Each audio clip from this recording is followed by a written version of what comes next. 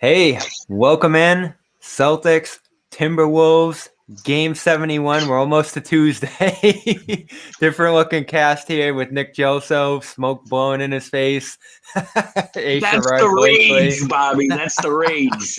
You're steaming even on a win. Yeah, Can even you on a believe? win. Can you believe the Celtics blew out the Timberwolves today? I was watching on the go. I came back and watched the second half here in the house, and I just couldn't believe as the lead got bigger and bigger, as many as 21 in this one, the Timberwolves never made that rally. Yeah. That the young guys and Tatum and Fournier just took it to Minnesota. I know Sherrod's been down on Minnesota all year. He hates that team, so it probably wasn't as surprising to him. But he likes Cat. It was. Here's the thing. I don't hate the team. I just hate the way that you called them a G League team, Sherrod. They are. That doesn't mean I hate them, and that doesn't mean I'm wrong. I mean, when you play as pathetic as they do, I think you've earned the moniker of being referred to as a G League team. That doesn't mean I hate him. I love Anthony Edwards. Cat, I think, is just kind of coasting. I mean, I think he can get you 20 and 10 without batting an eyelash. And D'Angelo is just a shot chucker. I'm sorry. I can do without him. Yeah. But with Karl Anthony Towns, he's got some feist to him or something. I want him to go somewhere. I want Cat to go somewhere and start over because I think he's a good player. I just don't think he's motivated and engaged to be an amazingly awesome player, which I think his talent, frankly, is aligned with. And Anthony Edwards, I love him. I love him. Yeah. He's good. He's good. In fact, I just wrote about him in Bleach Report this week. And again, just talking with different scouts about him and just how he has, frankly, he's given that franchise hope that if they move on from Cat, they've got a very clear and undeniable face of the franchise type player that they can lean on and they can, frankly, be that guy. And if you watch him play, like Nesmith is a great energy, great hustle guy. He had nothing for Anthony. I mean, Anthony got wherever he wanted to, when he wanted to, and there was nothing that Nesmith or any of the other Celtics could do.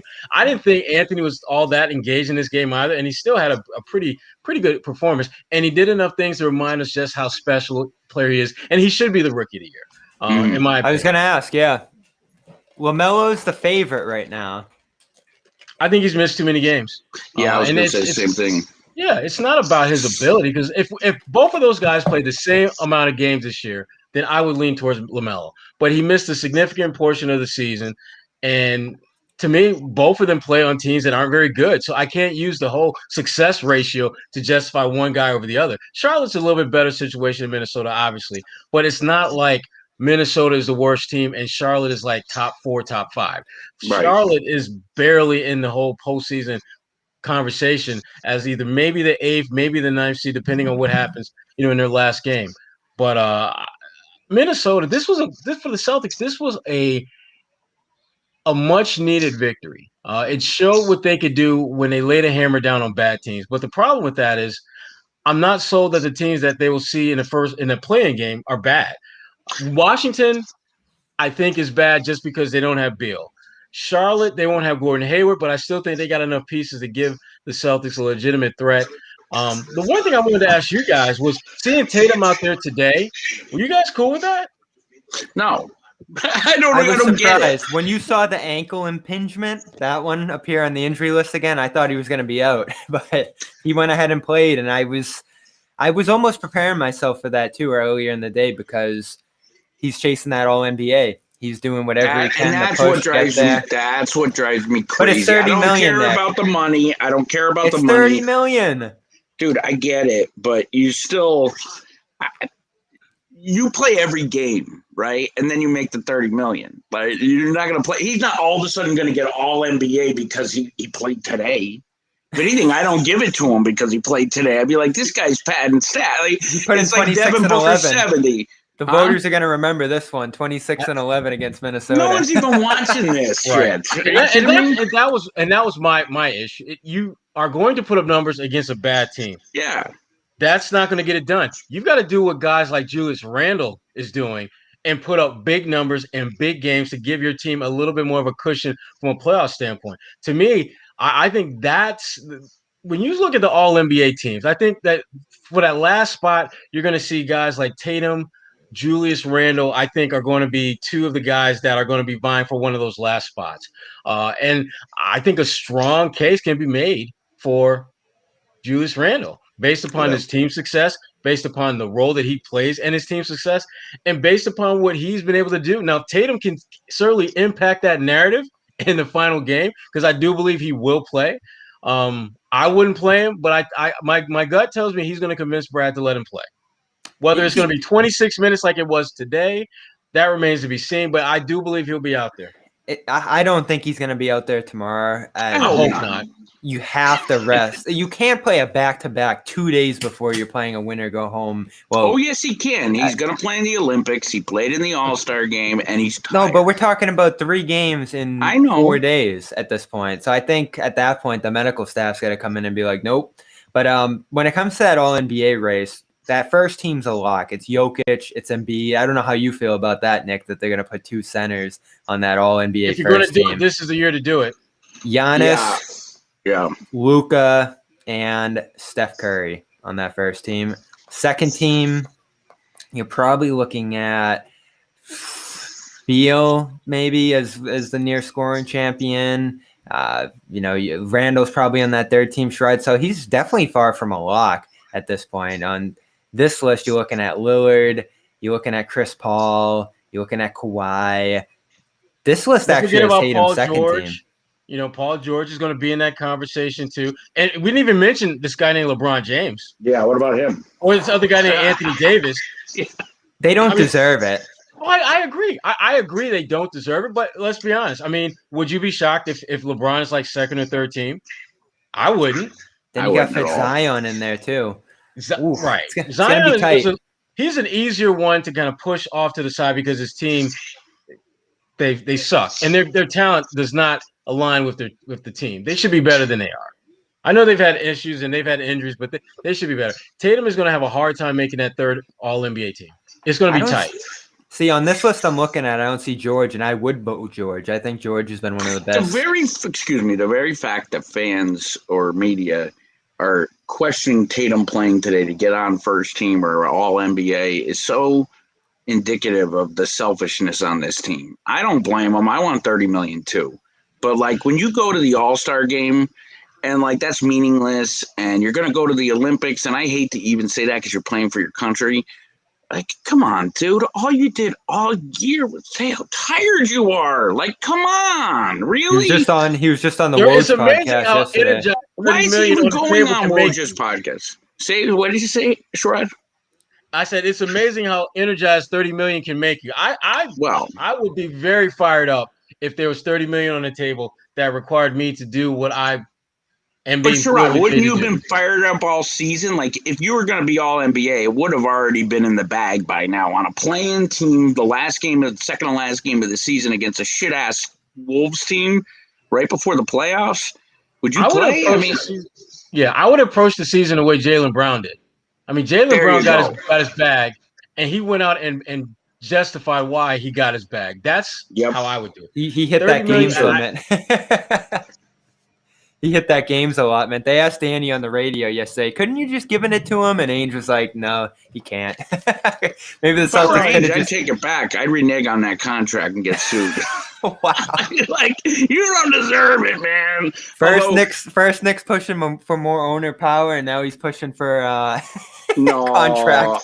All I'm pushing for is even breaking the contract of power, not more, not owners having more, not players having. Well, now you're pushing to break the contract, Nick. Come on. Come on, dude. It's like putting I don't know, like who's a player on a suck ass team that could have been All NBA. I mean, this team's just really disappointed. There, okay, all right. So there you go, right? I mean, Nikola Vucevic as well. Vucevic, yeah. Yeah, so that's what helps Tatum. I mean, the Celtics weren't great this year. They really weren't even good, but they're going to be in the playoffs now, which gets you something in terms of that All NBA race.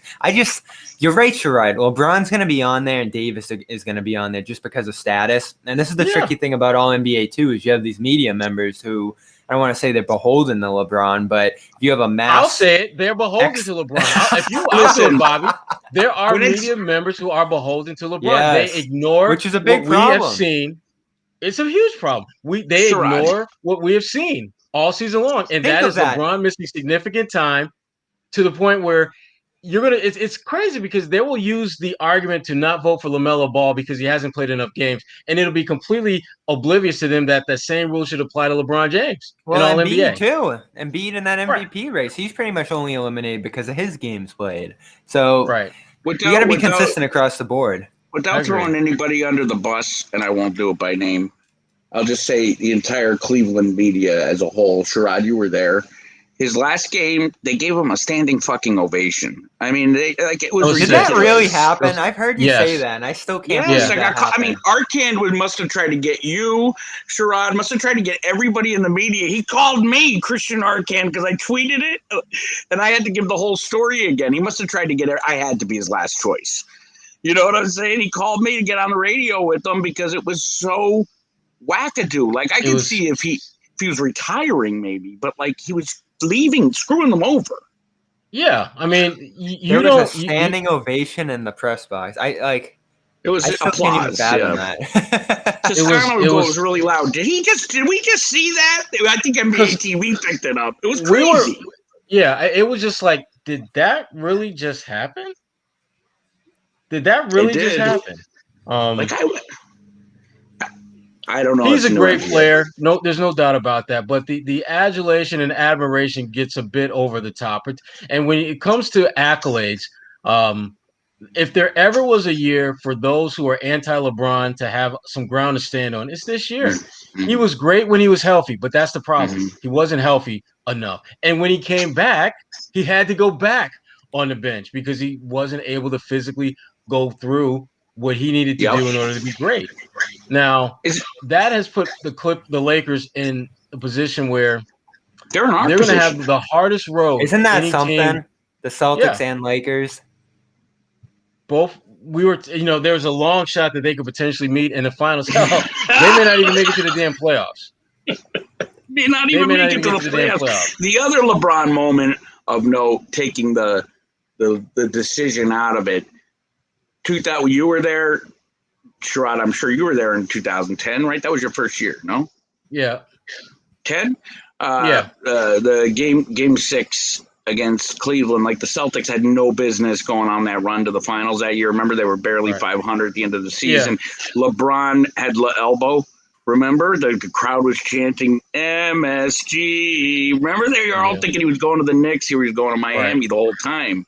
That was I think that was LeBron's on the court lowest moment because he pretty much threw in the towel that game, that series. I mean, by the time game 6 or 7 rolled around, that was 6, I think. They didn't have home court advantage. He just barely showed up. He was bricking free throws, and the Garden got to him. Yeah, I mean, he clearly this is just not our season, guys, and I'm not going to fight it. I'm not going to resist. I feel the winds of change coming. And I'm just going to roll with them. I'm not trying to push against that. And you don't. I think that was premeditated. I mean, why else did he change his jersey number? Yeah. Well, wait. The best one, Sherrod. I can't wear number 23. The whole league should retire it. Well, Miami did. Then he puts on 6. He wears Bill Russell and Dr. J's jersey number, but he can't wear Jordans, right? I mean, come on, LeBron. I like LeBron as he's gotten older. I think he's mellowed a lot. And I like what he does off the court. Yeah, I mean, he's great off the court. But I'll be honest with you. I feel like we've talked about LeBron way too much. Really? I hate talking about LeBron. Yeah, I can see it all over your face. But I've also never heard you say you think he gets over a little bit over. Like in general or on the Celtics Post Game show here? We should talk about Rob Williams on here. Yeah, I thought we were talking about Luke Kornet. Let's talk about Kornet. So Luke Kornet, while we're still on the topic of this game here, comes out and Bobby shines just again. Perk up. Damn, look at that. Bobby was mentioned on radio today. Max was going crazy for Bobby. because Kornet had a good game. 4 more blocks, 11 blocks in the last 6 games. Every time he's out there, he plays well. And it's pretty much just what I've been saying all season, Sherrod. I'm not saying he's an option in the front court. I'm not saying he's an impact player here. But if you're looking at your third string center spot for next year, and as to come down to Grant Williams, 6'6" on a good day, undersized, not the best shot in the world, hasn't impacted the team or really improved all that much this year at all. Or Luke Kornet, over 7 feet, great length, shot blocker, shot comes and goes, probably about the same as Grant, and a great decision maker in the high post with the ball. If you have to choose between those two coming into next year, I said this yesterday, I might eat that $1-2 million on Grant and go with Kornet for about the same price. Well, that to me is part of the conversation is the price tag. Are you getting enough bang for your buck from Grant and Kornet? And the one thing he does, and we've seen this, is he really does help space the floor, because when he's on the floor, you have to account for the fact that he can knock down threes. And that does, if you've got guys who can attack the rim and look to get in the paint, Kornet can be that kind of unspoken assist guy helping you do that.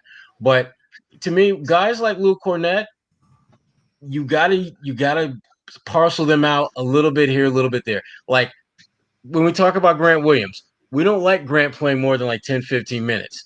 Luke is kind of in that same boat. If he's giving me like 5-10 minutes, that's pretty much as good as it's going to get from him. If I'm trying to get more than that out of him, we're doomed. We're going to suck. Things are not going to go well. They're going to go downhill real quick. Would you like him as your insurance option at center? Rob goes down next year. Thompson misses a few games. Do you like him stepping into that backup role in that situation? As my third guy, yeah, I do. Because to me, when you are that far down the bench, you better do one thing exceptionally well. There has to be something about you that if you can play up to whatever your strength is, you can really help our team. And with him, it's knocking down threes. 7-footers with being his 7 feet too. You can list off a couple. Shot blocking. There's a handful of attributes there that you like. Yeah, but it's the shooting that is really his kind of bread and butter. Those other things are nice little add-ons and things that can augment his game. But the shooting is what really, frankly, that's why he's in the NBA. If you took that out of the pack, you can take some of those other things and downgrade them, and he'd still be an NBA player because of his shot making. You take away the ability to make shots, he's not even at the end of your bench. He's in some country that I can't pronounce that has about 7 or 8 syllables to it, making probably a fraction of what he's making now. So we're gonna keep Luke in the U.S. in the NBA, and is he moving in with you, Boston Bobby? as well. Is he gonna be your roommate now? I heard you're moving into the city with Kornet. Is that exactly? Your roommate? I can absolutely. Yeah. What, Bobby? Why don't you just bring the whole Kornet family? And all of them. in?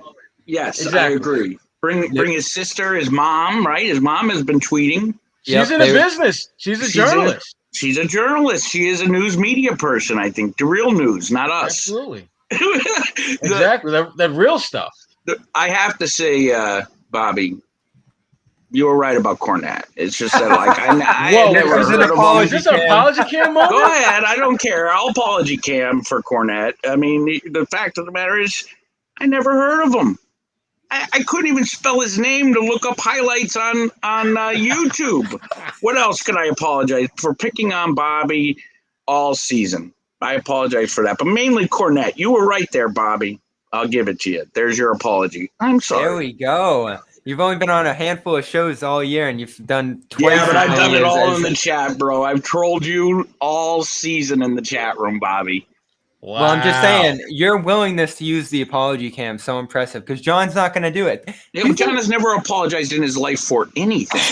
Do you really think John went this whole season, and we know it's no, but I just want to answer the question. Has John gone the entire season not saying anything wrong?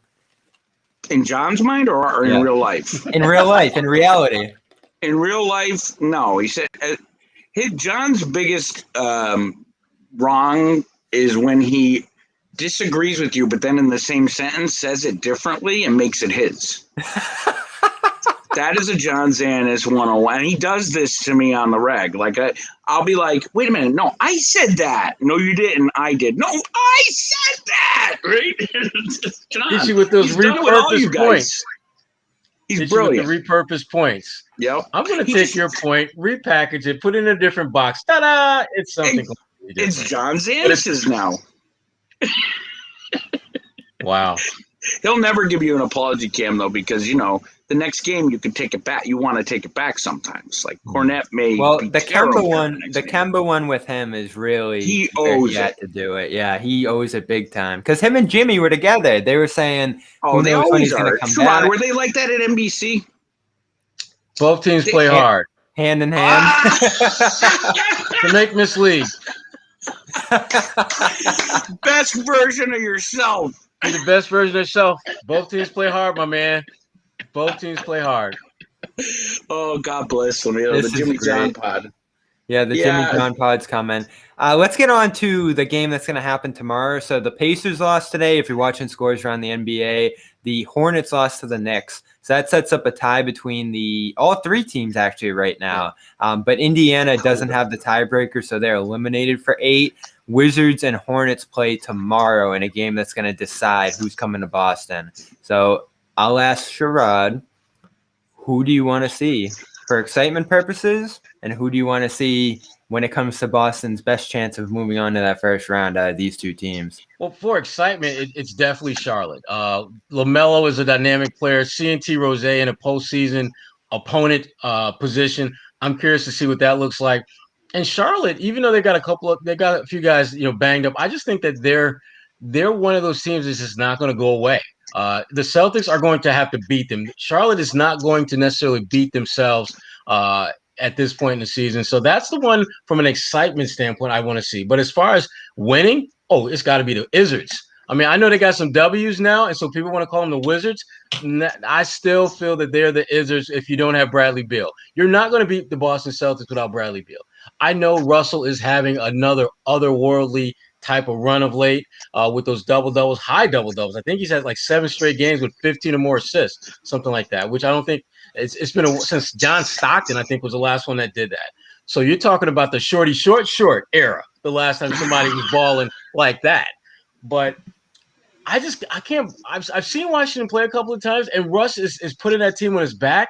I just don't think that the Celtics, with what should be arrested Tatum, which should be arrested Marcus Smart, maybe he'll get a little bit out of Time Lord. And the way that Fournier is playing now, I just think the Celtics have too many weapons that Washington can't, frankly, cover. You aren't scared of Russell Westbrook? I'm not afraid of Russell Westbrook. No, me either. Because here's the thing about you look at his career trajectory. He's put up big numbers pretty much every year he's been in the league, and yet in the biggest moments, he's not that guy. He's not that guy that puts the team on his back and carries in the victory, because what he's doing in the regular season of late is great, and he definitely deserves credit and props for that. But in the postseason, no, I'm not. I'm keeping my chips in my pocket if you ask me to put them on Russ. They have won 16 of 21. They have to be the hottest team in the NBA. But this Beal, is going to sound like an oxymoron, excuse me, but I think Russell Westbrook is one of the best assist men in NBA history, but he somehow doesn't make his teammates better. Like, I mean, he's just I disagree. He doesn't prop them up. I mean, he may make them better on the court facilitating because he's averaging triple doubles, but something in the back of the house is like never. It always seems disconnected with him. Well, what worries me about him is crunch time, because he wants to take that shot, and we know he is not even a good shooter at this point in his career. I mean, teams want him to take that big 3, that big pull-up jumper down the stretch, and if he's on the same team as Durant and now he's on the same team as Bradley Beal, sometimes it's in his hand instead of that other guy's shot, who's the real deal closer, scorer, shooter in that situation. I'm looking forward to the Wizards here too, and I think Westbrook will probably go out and just rip this game out of Charlotte's hands and get Washington into that 8 seed game. So that's what I'm expecting. And we saw a great duel between Bradley Beal, between Jayson Tatum at the Garden earlier this year. Obviously, you guys watched the matinee disaster between these two teams. And then Taco Fall beat them in the first game. So Washington's changed quite a bit even since that most recent game. But I do think when it comes to their awful defense, And when it comes to what Tatum's going to be able to do against their perimeter players, that's who you probably want to see here. You worry about Charlotte just because of how that last game looked between them and the fact that LaMelo Ball is coming back, who Boston hasn't seen yet this year, and obviously could carve up their defense quite a bit with his passing. Yeah, and that's LaMelo makes me nervous because again, he has the ability to impact the game without making a single shot. His strength is getting other guys the ball. And you're talking about playing a Celtics team that defensively has been bad this year. I mean, right before coming into this game today, they were ranked 18th in defensive rating. That's the lowest they had. If the season ended at that point, that would be the lowest defensive rating they've had under Brad Stevens. So this is for Celtics, for Stevens coach teams, this has been unprecedented in how crappy they have been at that end of the floor. And when you're playing a team who arguably one of their best players, his strength is getting the ball to guys who can make shots, and your defense is bad, that's a bad cocktail. That's a bad cocktail. If you're so this is interesting. I said all last week, and Nick agreed with me. He wasn't on the show, but I guarantee that the Celtics are going to get into the playoffs and get through this play-in tournament. I agree. Go ahead, Bobby. It's your take. The odds are saying that if you think that Boston is not going to make the playoffs, you can get plus 400 odds on it. Which BetOnline.ag. Which CLNS 50. Which would tend to say that the odds makers think that Boston is a lock to get into the playoffs. Now, the Lakers are a much stronger lock. I think theirs was minus 8,000 to get in or something ridiculous like that. But the Celtics. What would you win if they like? I don't know how to get bet a quarter. sports. You probably bet $200 and get a quarter back. Oh. I actually have to pull that up. I don't think it was that dramatic, but it was dramatic. So the odds makers think the Celtics and Lakers are getting in. They get 2 shots, and they aren't playing the best competition in the world here. They should get in. I mean, there's no doubt. If someone puts a gun in your head and say you got to pick what's going to happen, then yeah, you should pick them to get in. But you're doing that based in large part on, frankly, their history. The fact that the idea of LeBron coming back, even if he's not 100%, should be enough for them to get into the playoffs. The fact that you're going to have most likely a rested Jayson Tatum, you're going to get Marcus Smart back, who should be a little bit, rested. Rob Williams. Hopefully a couple more days will allow that turf toe to feel a little bit better, so you can get a little bit something out of him. And Fournier, who we talked about before, Kemba Walker is play. There are so many positives that you sense the Celtics can benefit from. But there's that part in your brain that's like, but damn. All year we got it. Before? Haven't we seen a lot of these trends before, and then they go out there and they get their asses kicked by a team that I know, and they know they're better than. Yep. That still doesn't stop it from happening. So here, I think there's guarded optimism that the Celtics can put it together and get in the playoffs. I was going to ask you guys, okay, so if the Celtics they get in the playoffs, are all bets off? Are we back at is it 0-0? Do we start from scratch with because Brown's out. Yeah. But you weren't that way when Hayward was out, but yet you put Hayward as the missing piece this season. Now Hayward's out and Brown's out. So Hayward would be out. Please with Hayward, please. God, please stop. And you're playing the Nets or the 76ers, which is a daunting task. What would you rather? I mean, obviously the Sixers you'd rather, because the Celtics have had their number over the years. There's some headspace issues with the Sixers that they have with the Celtics. There's a little too much. The green team has a little too much real estate between the ears up there. See, 50 years old. Because I'm telling you, on paper, that should not be a series. It should go maybe 5 games, and Philly should win it in 5. But if they matched up, would any of us seriously be surprised if that thing went 6 or 7 games or Boston wound up winning it? I would, just because the Celtics don't have the centers right now. Thompson's hurting. Rob's got the turf toe. You don't even have a body that you can put in front of Embiid at this point. The headspace issues. I can't fully. That's changed this year, Sherrod. I don't think so. Are they still at square one when it comes to the playoffs? I think the playoffs is I think if you're the Celtics and you come out and steal game 1 against Philly, I think all of a sudden that for sale sign, it's no longer for sale. The ownership has returned. The owners are back in the building. See, I've watched them all year, and their defense impresses me greatly. Oh, it's great. It's unbelievable. I Who mean, is their defensive coach, the Sixers? Not Gilliam. He's the first. Did he pull a whole new bench, or did he bring his normal bench? I think Doc's got most of his normal guys. But yeah. the thing I mean, about Lou stayed in LA, but right, yeah, other than Lou after whatever, because Doc's not a defensive coach, really, right? We've seen when Thibodeau left, we saw a drop off in the defense. Yeah, and right now under Brad Stevens, we saw Micah Shrewsbury, who was their defensive guy, he leave, and we've seen a drop off as well. So that if I'm the Celtics, that's for the offseason. Right. You have Dave Yeager, you have Sam Cassell, you have Dan Burke. So he brought in some big names when it came to that assistant staff there in Philly. Popeye Jones is on his bench. Popeye Jones. Mm-hmm. This kid's a hell of a hockey player. Is he? Yeah. Oh, yeah. Wow. Oh, yeah. So who outcoaches who? Because Doc would get killed by Brad. I don't even think it's a coaching thing. I just think Philly has great depth. They have shooting, and their defenders did they not last year? I mean, really, the Celtics. Well, Simmons was out. Beat them in 5. If you remember, Ben Simmons was out. You're right. So that was important. That's a guy who I think has guarded Tatum better than anyone in the NBA so far through their careers. You're right. So I think the Celtics would just get suffocated by that defense, and it'd be a quick sweep. So they're not in a good position. There's still an outside chance that they could see the Bucks, but the Nets are playing the Cavs tomorrow, so that's probably out the window. So you're going to see the Nets or Bucks here, or the Nets and Sixers here, and I think it's going to be the Nets. The only positive about seeing the Nets is that you can go small and just take the centers off the court altogether. But the centers aren't very good.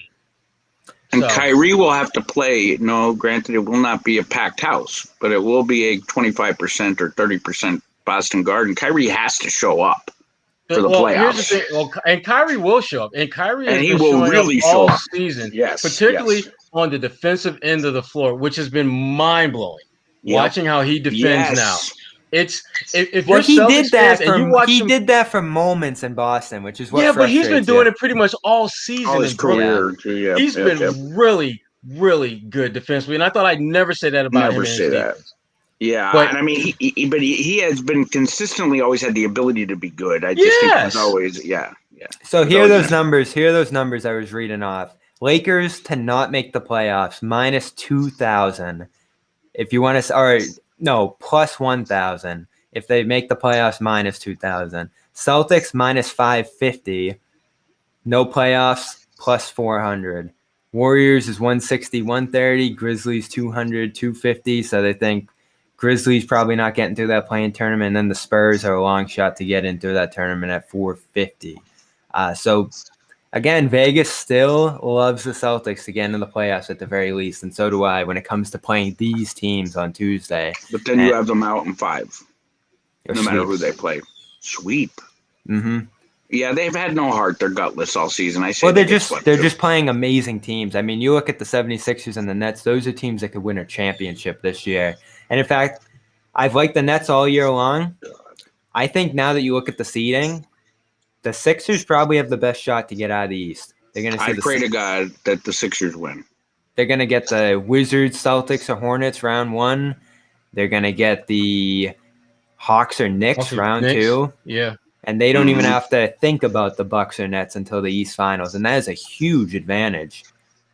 Yeah, it's a huge advantage, and it's a reminder of why the regular season matters, despite what some players might say it doesn't. It does. I mean, that's why Philadelphia is in a position where, as you pointed out, Bobby, they have the most clear runway to get to the NBA Finals of any team in the Eastern Conference. And that's the privilege of getting that top seed. That's the privilege that comes with being the best team throughout the regular season. And you go back and you look into a lot of those games that the Sixers played. They played with a great sense of urgency on a lot of nights. And the Celtics, not so much. That doesn't mean you always win those games. But if you're not playing hard, then you're hardly playing. And if you're hardly playing, you're setting yourself up to get your ass whipped, which we've seen them do a lot of. A lot. I mean, I never had a season where, even in the really bad years, maybe 06, that I could negate that, but I've never had a season where I've gone into games where they like Cleveland. Like, you were like, this is a lock. They got to win this game. I didn't feel that way at all this year, like in the second half of the season about anybody. No team, like people would ask, they do it all the time to you guys, I'm sure. Who do you think of the Celtics tonight? You knew anybody they played in the past, they could compete because they had effort, heart, and passion, right? And they did the unlikely. This year, I've been like, dude, I don't know. Like, I really don't know. I don't think anyone knows. Brad doesn't know. When they did bad things this year, you were surprised, but you weren't shocked. I mean, when they lost to the Thunder, you weren't shocked. I'm sorry, Bobby. Game 2, you guys yelled at me because I said this team has no grit. I'll keep saying it. I'm going to pull that tape, and I'm not one to say I told you so. You guys minimized and made fun of me so bad until Washburn come out with that article. Well, that's what drove me the craziest about this year. They couldn't even lay a finger on the Nets, and that was the Nets team with no Harden. Yeah, and they just got run off the court. Kyrie came back into the Garden and lit them up. They were too cool for school. Like, man, it was like there was no big deal.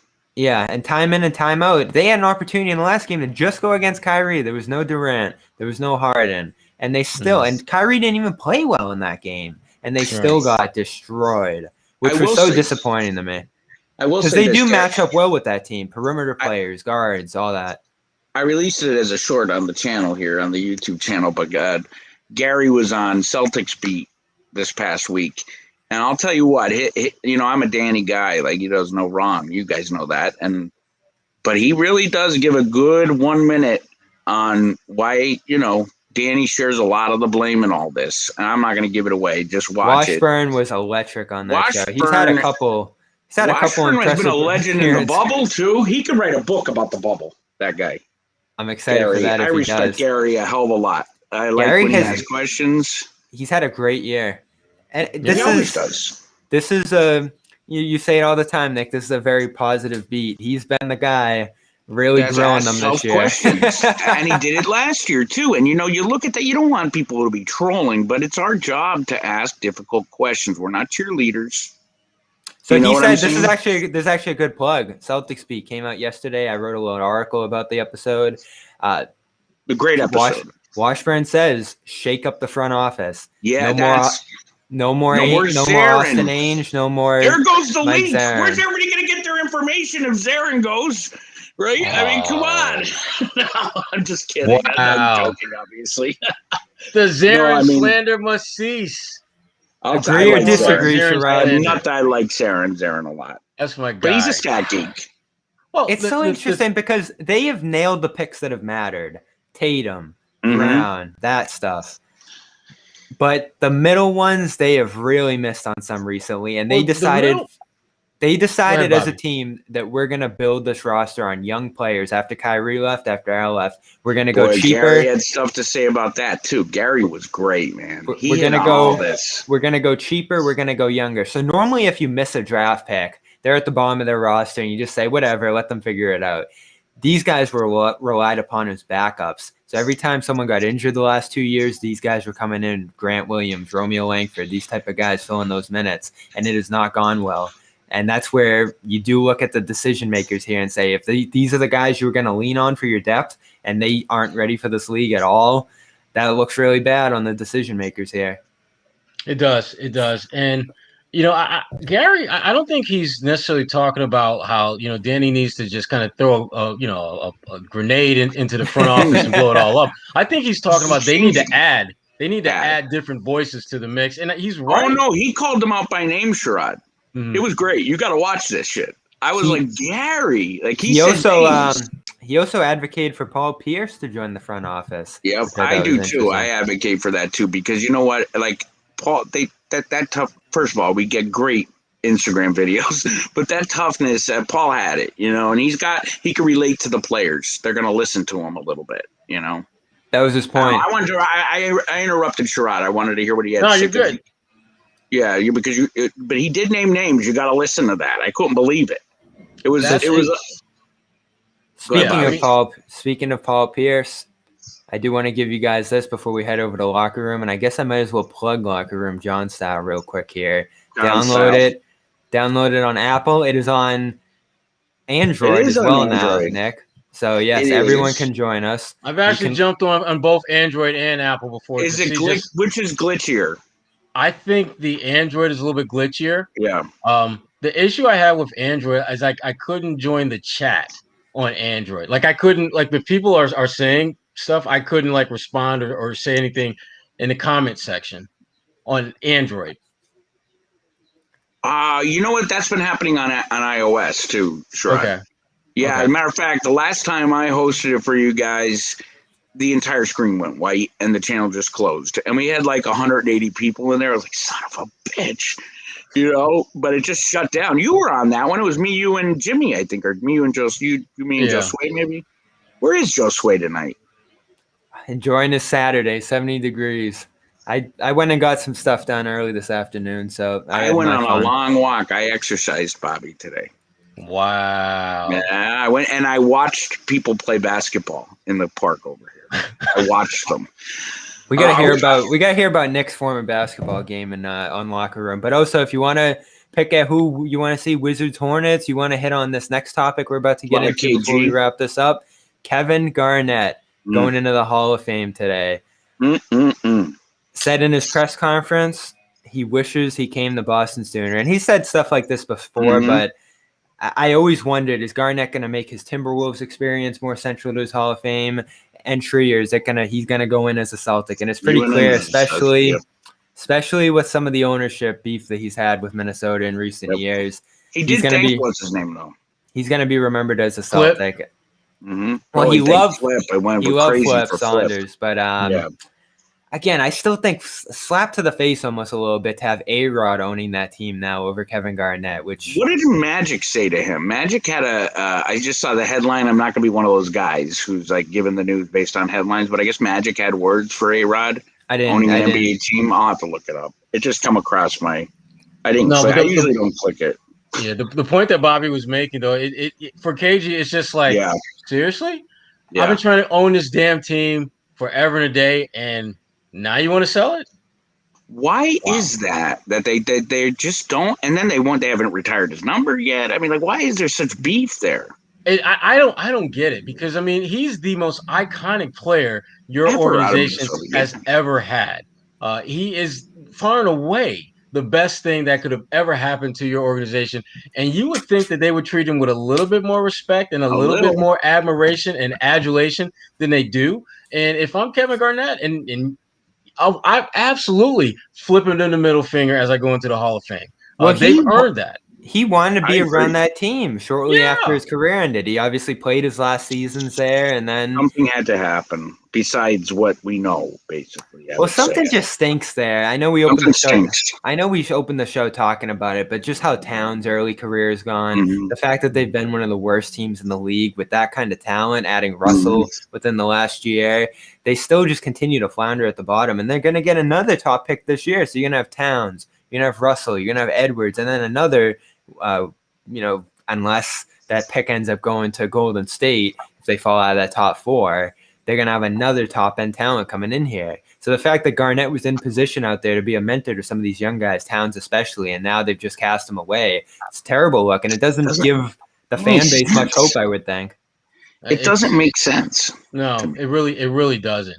I'm curious to see what efforts, if any, are the Celtics trying to make to get KG in the mix here. I'm sure they are. I don't know what specifically they want to do, but I would basically say, Kevin, tell me what the hell you want to do with us, and we're going to do that, and we'll give you equity. Exactly. How much do we need to break off for you, ownership wise, to make you feel good? How much influence do it? Right. Could you see them doing that? Do you need to have inside the locker room, on the bench, in the front office? Do you want? Because he's that good. He's that big a difference maker. You know it, Sherrod. He enters the building. You could not even be in the same part of the arena as him, but you know he's there. It's like Larry Bird. When Bird would come back once in every 10 years, you'd know he was there. KG, would they do it, Bobby? I think they would, but I don't know. I mean, like, you think Wick is only owns a fraction of that team, really, when you look at it. He's a majority owner, but there's a million owners, I would say. Right? There's a bunch of owners. There's an ownership group. So they would have to come to a consensus. But why not? Your stock is going to go up immediately. if you bring Kevin Garnett. And he's an asset. He's a line item on ESPN social media marketing expenses. He's that powerful with his words, what he says. He's a game changer. And if you're a free agent and let's say the Celtics aren't offering you top dollar compared to some other teams, but you know that Kevin Garnett is part of that organization. Well, that's key too, because then he doesn't have to be in Boston all year long, like if he was an assistant coach or something. Or being a consultant. Be a consultant. That's the best job, because that means you can be as hands-on as you want to be, but everyone will know that you have a role, that you have a place with the organization. And that's what you want. So I will say that, I will say, excuse me one second, I will say this, and I don't feel bad saying it with you guys. I don't know if Jimmy and John were on, I'd get killed, but the Lakers have done a good job of keeping their alumni involved in the team, right? And you see it. There's a lot of camaraderie there. And I think that's a product of the fact that the Lakers legends are like Bird and Max and McHale's age, right? But the Celtics are all dying because they're 50s and 60s, 1950s, 1960s. I think nothing would be better for this franchise than to bring back guys like Pierce, Perk, KG. I'm not saying bring them back and make it all about them. Ray Allen would be a problem. Have you looked at? I'll refrain. That'd be a problem. Yeah. Do you follow him on Instagram, Sherrod? I used to. You should. Okay, so you know. So anyway, his stories are like. But anyway, back to what I was saying. I wouldn't want them to be on posters in a showcase, but I think that mentality is what, if Brad could get some people in there with that mentality, it's fixed, because it's an intangible problem, right? We know there's a talent problem, but still they should have been way better than they were this year, given the talent they do have on the starting side of the roster. So, mentality is intangible. You can't teach it. It's got to be a culture, even though I'm told there's no such thing as culture. Well, this is what I gauge, and even just listening to Tatum on that podcast yesterday and listening to him and Brown all year, you open the show talking about selfishness. I don't sense it from them. I really don't. Well, especially when I hear Tatum talk, I hear a desire to learn, to grow, I hear to that figure totally this different. out. Really? Because I hear I from Tatum. I think Brown is more of a we. I hear Tatum just. It's always nice to hear people talk like that about me, right? There's not much of the us and the we, and it doesn't mean I'm right. It's just my observation, Bobby. No, you're looking at it differently. No. Like I hear that, but I hear it coming from a place of, I got to get better to figure this out. I got to work on my passing. I got to do this. I got to do that. It's a mentality that he can figure this out, which is honestly how he's played this year. Like, I'm just going to do a ton of stuff to try to fix this, and it hasn't worked. And that's what he's going to have to learn, is that you got to empower the others around you, and you got to make people better around you. You got to make people confident. That's right. And that's where he has fallen short this year, to be honest with you. The inability to empower, strengthen, uplift, make the guys around him better. He doesn't do that enough. And that, to me, is what's going to take him to that next level, not only as a player, but as a leader. Tatum is the talent with this dude is unquestioned. There's absolutely when you start looking at just the mile markers that he's hitting as a Celtic. I mean, he's damn near the first to do this, that, and the other damn near every other month of the season. He's the first Celtic to do some awesome, amazing scoring feat or shooting feat or something like that. He's been that incredible as an individual player. But when he makes that leap to making guys better, that's when he becomes a superstar. And he's not there yet. And I think he will get there, but I don't have a feel for whether that's going to be quick or not. And when you talk about Jaylen is a grinder. I mean, you look at just the way he's one of the unusually high draft picks who is, frankly, his DNA is more about the grind than the glory. And that's, again, I think that is such an amazing quality for someone so young in the game who is very accomplished. When you talk about being an all-star, you talk about, conference finals 3 out of 4 years. That is the kind of stuff that if you are talking about building your core, you want that as a big chunk of your core. Now, should he be the face of the franchise? Probably not, because his grind is hard and the grind of those around him, not even close. But they need to take a little bit of Jaylen and inject that into their system, because he is what you want for the role players, for the bench guys, for the guys for the Luke Kornets who are the 15th man one day starting the next. You want to be like Jaylen, and that is take advantage of your opportunities and play hard. Play with a grind. Jaylen does not play with an edge. He plays with a grind, and there is a difference. I think about our conversation with Max about just, he's not getting in anyone's face like that. That's not what he does. But I do think at some point you need to get someone in the building who does. You need a Kendrick Perkins type. You need a Ben Wallace type. I thought Thompson was going to be that. Right. You need someone that has a physical presence about them, that if things start getting a little squirrely in the game, you got that one guy that is going to regulate. And it shouldn't be Marcus Smart. Marcus does, I think, as good a job as you can expect from a point guard / shooting guard. Role player position, right? Yeah. But you need someone where that toughness is part of their strong DNA. Like when you talk about Kendrick Perkins, you don't think about scoring. You don't think about rebounding. You think about toughness and defense. Yep. That's what he does, and he did that at a fairly high level when he was in the league. You need to have guys with that type of ilk about them on your roster, and they don't have that now.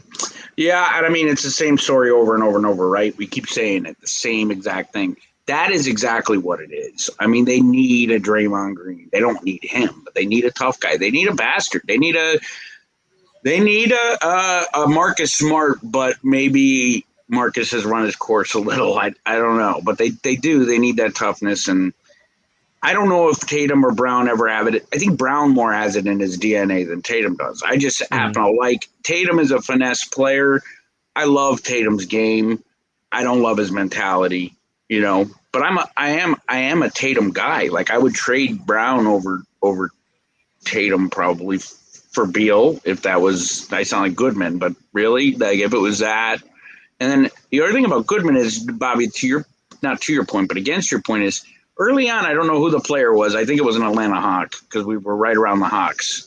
And that anonymous NBA player told Goodman, no one in the league fears those guys because they don't make their teammates better. Remember? No, it was a valid point. I'd never seen anybody, and I'll steal this from Max, I'd never seen anybody score more hollow points than Tatum and dole out more hollow assists. Like at the end of the game, when I want to look at the box score and I see he had 6-7 assists, I'm like, where? When did that happen? Because he's just, I don't know. I don't know how else to say it. They're just points that just happen but don't make impact unless they're 60 and you're coming back from 40 down, right? Yeah. Well, Bobby, are you blanking on me? Well, he has the defense to raise the team's level as well, and I do think one day he's going to have the passing that will raise this team's level. I'm actually working on a video right now breaking down his playmaking from the season. It has to get better because they've empowered him.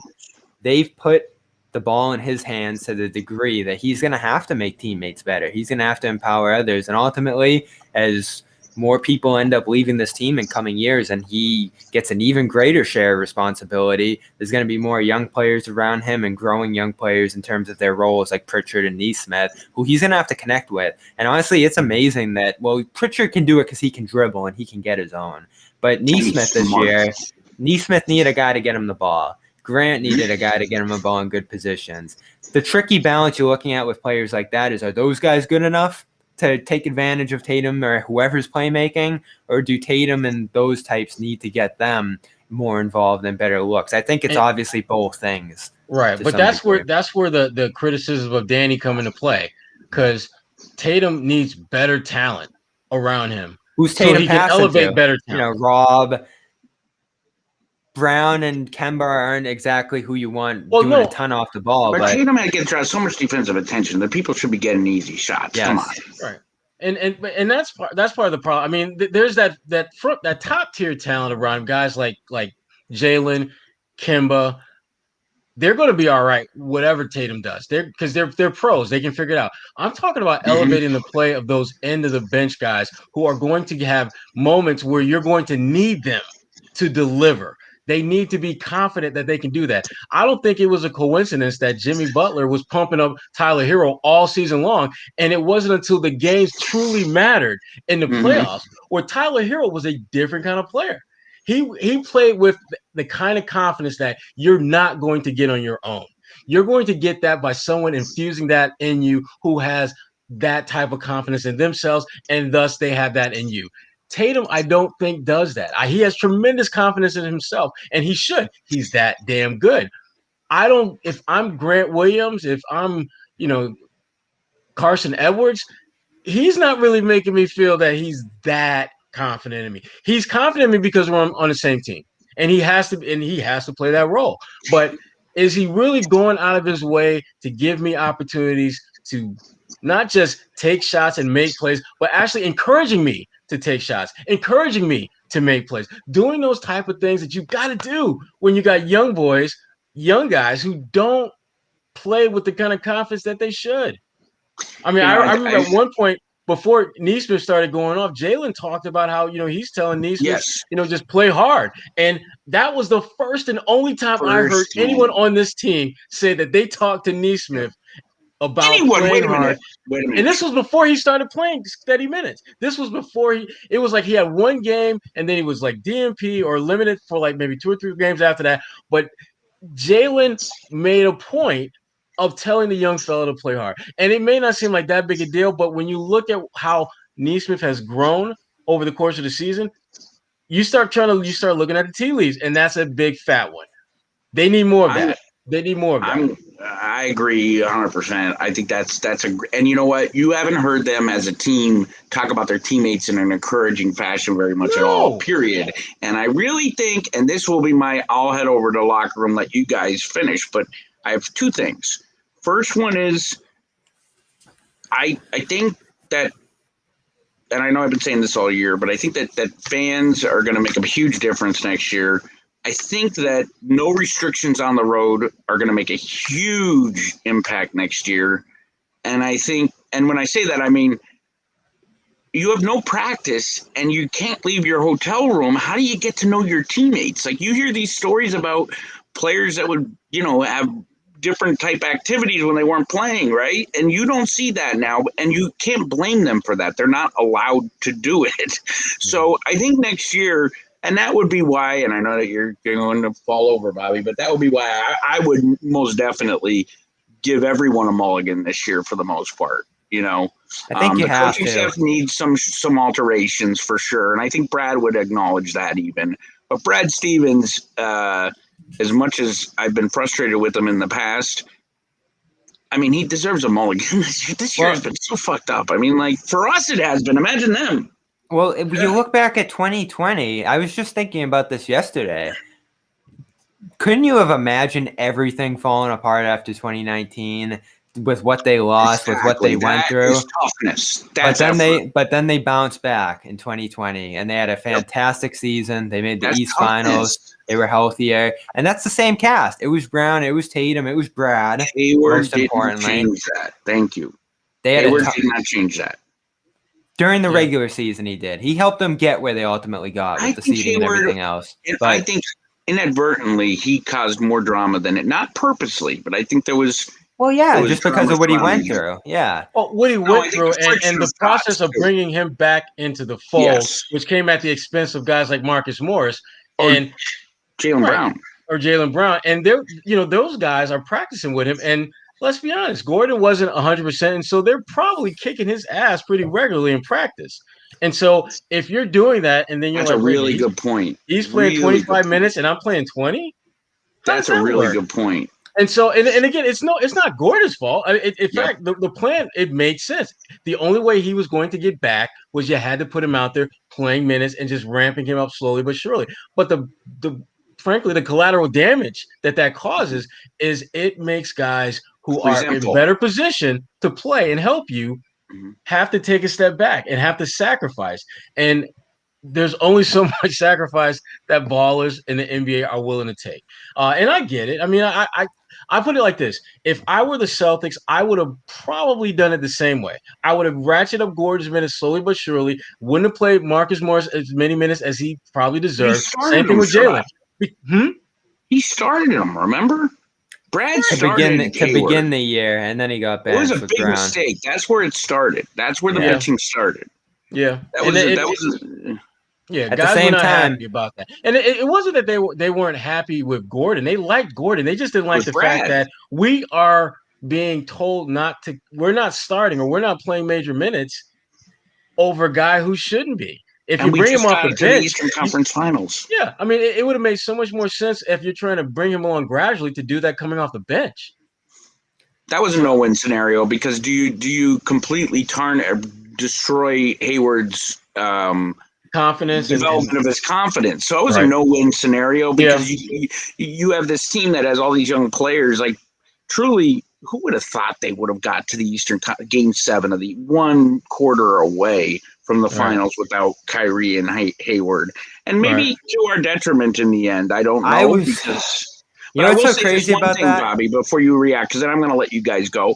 But what you just said, Bobby, is the same roster, and what they did from 19's disaster to 20 coming back through COVID, through the bubble. That was mental toughness and effort. And I sound like Sherrod, but it was. And I remember going into that Sixers series going, they're not mentally tough. Remember me saying that over and over and over, Bobby? They're not tough enough. Not in the brain. The Celtics are. The Sixers are not. And the Celtics coming. So the point is something happened between that Miami fight that Washburn covered, right? Then in the bubble, the one with Smart screaming and yelling, to opening night, because I don't think they've been the same since that game. Right? And I'm speculating. You know? Okay, I'm going to get out of here, guys, but if this is my last appearance of the season, thanks to everybody. This was a lot of fun. And I, as a spectator, have never been more entertained by a post-game show more than a game. There were a multitude of games I didn't watch, guys, but I tuned into the post-game show. So kick ass. And the listeners, too, and the viewers and the chatters, thank you. I'll see you in locker room. Go talk to Nick on locker room. He's going to get it fired up. I'll bitch or something. I'll make it entertaining. Thanks, guys. He's going to start letting some people in over there. Yeah. Today's KG day, Sherrod, so I want to keep that conversation going. Obviously, we'll hit more on who they're going to play on Tuesday and that kind of stuff tomorrow. KG, I was listening to the radio. I was listening to Grandy. I was listening to Max. And what I found, so I wasn't obviously covering the team back then. I was, 10 years old when KG arrived in Boston. So I wasn't a fully. You didn't have your media credential then, Bobby. I did not. I was no Shams starting that at 12 or whatever he did. I found the craziest thing about that time. They've obviously done a documentary and this and that about that era.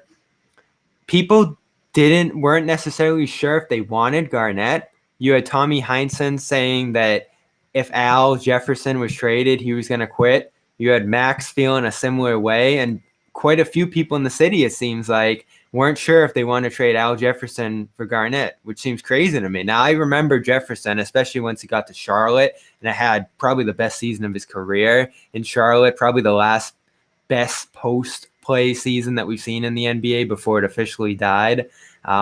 So Jefferson was a great player, and he ended up having a great career. But when you think about what KG brought to Boston, the fact that was even a conversation is crazy to think about now. Whenever I heard anyone say that, maybe we should keep Mr. Jefferson and not pursue. I just immediately, it became white noise in my ears because I wasn't trying to hear that. It made absolutely no sense in the world to me. Kevin Garnett, at that point in his career, was a transformative player that, I have in my own head that there are certain NBA players that fall into what I will call the 5-tool talent category. Guys who can score, rebound, defend, pass, and make their teammates better.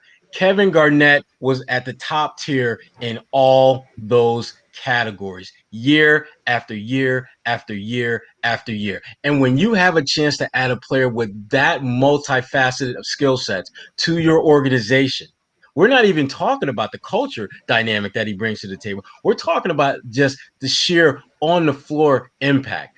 It is a no-brainer every single day. And again, Al, and that's no shade on Al Jefferson, who had a very good, solid NBA career, but he wasn't changing the game the way Kevin Garnett was. He wasn't elevating the play of not just those players around him, but the community around him. You think about his impact off the court in Minneapolis, which was great. You think about his impact in Boston. Freaking Boston was just as great. That, to me, you add all that up, and you have a player that if you don't pull the trigger on getting him, you're going to spend the rest of your life playing the what if game. And I give Danny Ainge a lot of credit because it wasn't as if they didn't give up much. They gave a bunch of players, good players.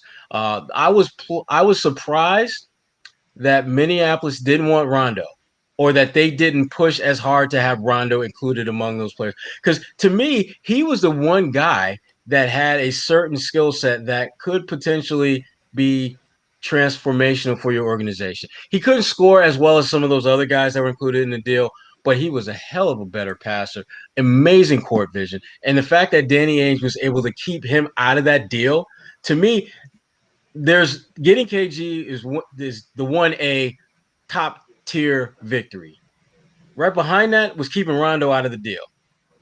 Huge. Yeah. You kept a starting lineup intact, frankly. When you think about Perkins, even as a prospect back then, having him down the middle was so important after you lose Jefferson. And then you get a facilitator, bring it all together in Rondo. And those two guys were very young back then, which them fitting in with those veterans the way that they did ended up becoming all the more important once they got into the playoffs and everything else. What they were able to do with no playoff experience was very impressive. Especially, I mean, like, you know, Allen hadn't had a deep run either. Garnett had only been out of the first round once.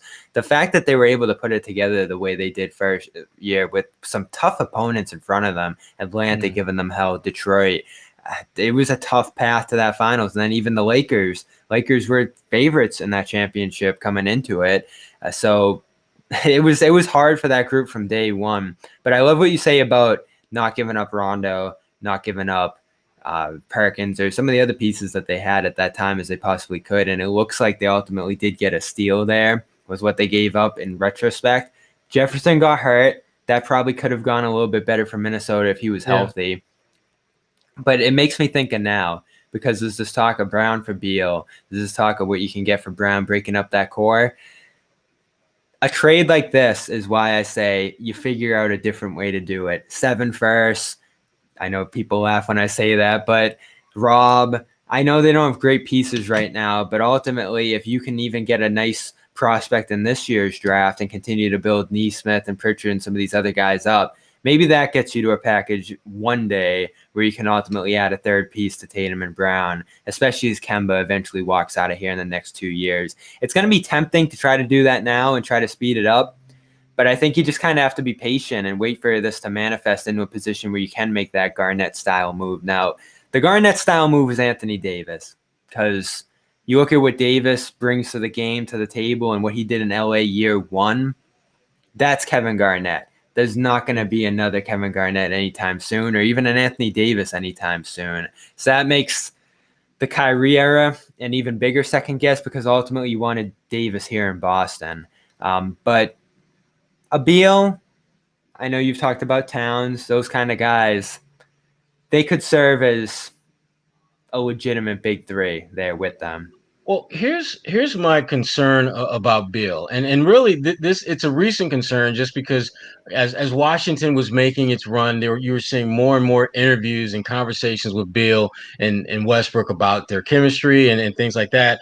And I was listening to Beal talk about just the balancing act that him and Westbrook have, and how Westbrook is kind of like the fire guy, and I'm just kind of cool, mellow, Mr. Ice.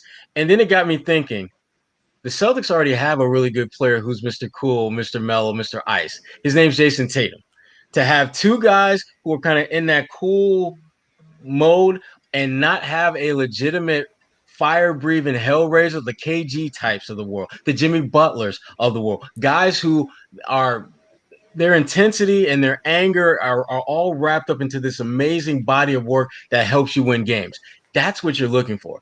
And that's why the more I think about Beal and Tatum, the less I like that as a combination, particularly if it comes at the expense of a Jaylen Brown, which I think Jaylen has done enough to where they're not going to push to move him. His contract is really one of the better contracts when you talk about all-star players on their second contract.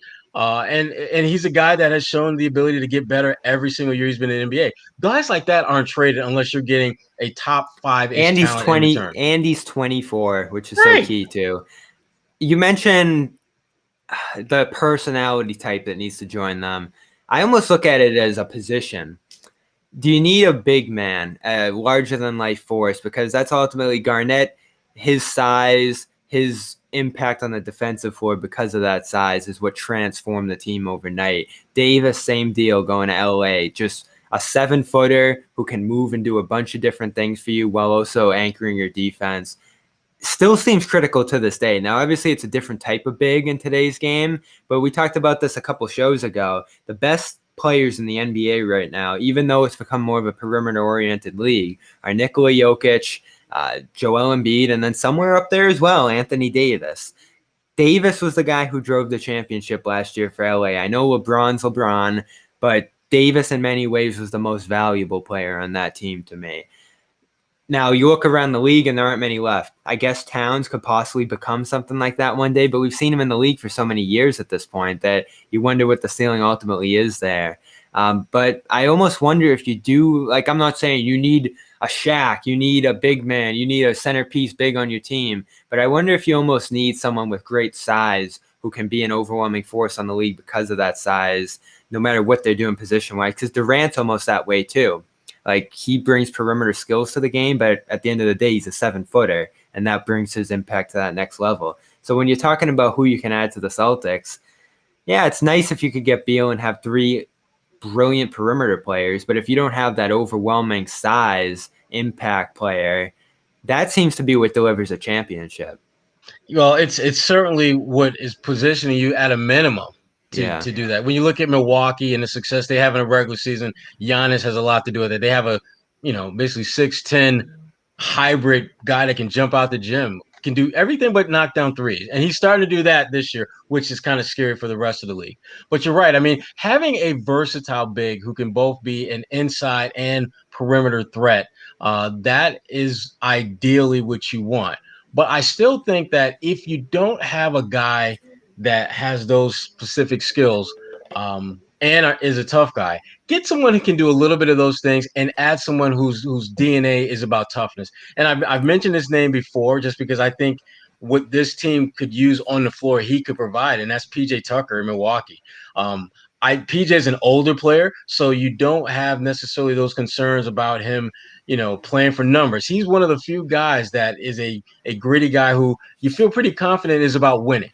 You feel pretty confident that he's looking to be in situations where he can help you win and not necessarily rack up big numbers and big stats in the process. They need those type of players. When I think about Tatum, who is a very talented, but much more of a finesse guy than force guy, you've got to have something to balance that out. And again, I think you do benefit from having a physical guy who can play both inside and out, but at the end of the day, you need toughness, and it can be in your small forward, it can be in your center, but you need to have guys where making tough plays and handling tough situations is part of their narrative, and they just don't have guys like that right now. So I was going to keep this conversation going, Sherrod, but if you turn on your TV right now, Kevin Garnett is about to make his Hall of Fame speech. So we're going to hop on Locker Room. We're going to listen to that live as it happens. And we're going to talk with all of you, questions you have,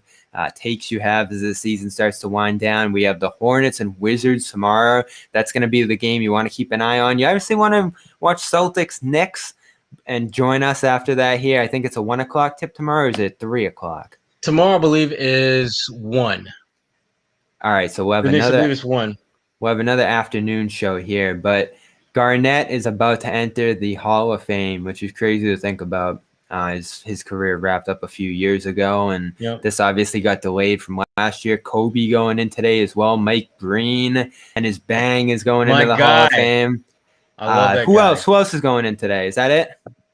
We've got a coach. Last name is Stevens from Bentley College, who's going into the Hall of Fame In as Mass, well. right? Yeah, I think she's from Bentley. Yeah. I think she coached the Bentley team. Yeah, but those are the Barbara Stevens, I believe is her name. Yeah, Barbara Stevens from Bentley. Yeah.